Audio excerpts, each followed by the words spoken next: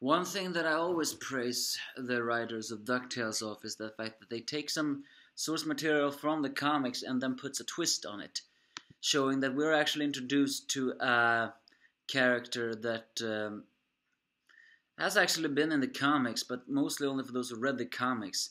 He was Donald's angry neighbor, and they had a rivalry and hatred to each other.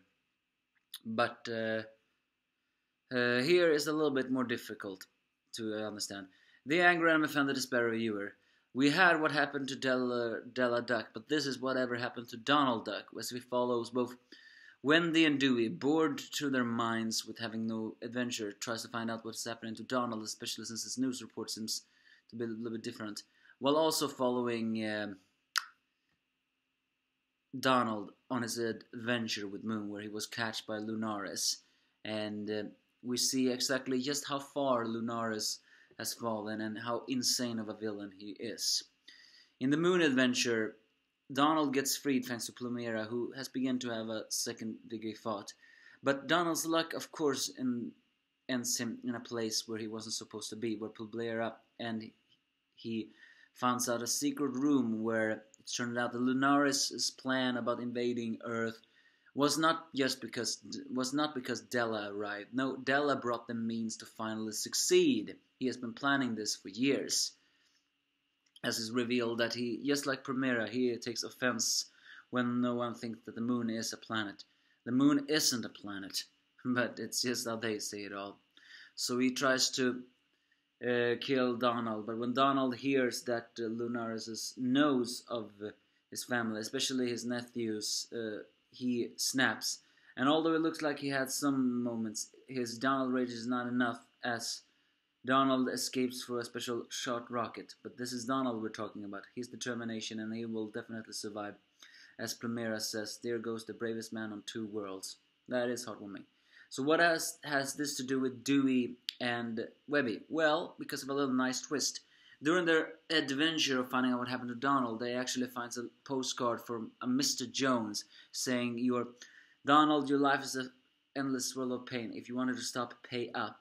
Thinking it's a threat, they track it down to an old rusted building, or broken down building, where they actually get confronted by Jones, who locks them in a closet until they call their latest guardian, Scrooge, who actually reveals that the dusty old is a dusty old office, very likely gone bankrupt because of Donald, who I presume is his only patient, hasn't paid up.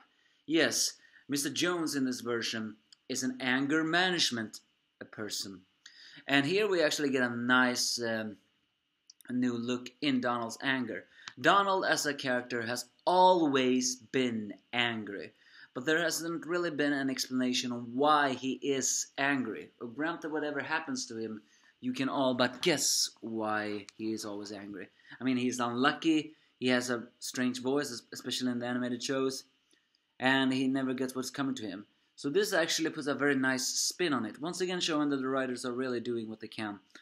As Jones reveals that the source of Donald's anger is because he believes that the world is out to get him, which in a way is actually true. He is so unlucky.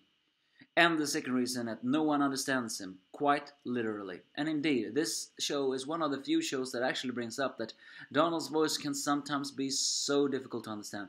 In fact, even I felt I couldn't understand him completely, especially when he was on this rock circle and said the kids, but I couldn't really hear that. But however, the reason why he is still angry is not because Jones has failed as a therapist, it's because he managed to make Donald channel his anger into protective instinct. He wanted to be the best parent he could to his nephews. So the anger he could never get off, he would channel that into protective instincts, which means that when someone threatens his family, he gets infuriated. And that is one of the reasons why his anger can really protect his family when they want to. Regardless, the invasion is about a month away. Donald is rocketing back to Earth, unknown where he will land. Dewey, Webby, and Scrooge are unaware of this, even as Donald tries to get a signal to Moon using a Moon radar. And Lunaris' plan to destroy Earth is truly a very vengeful one, for petty reasons, so to speak.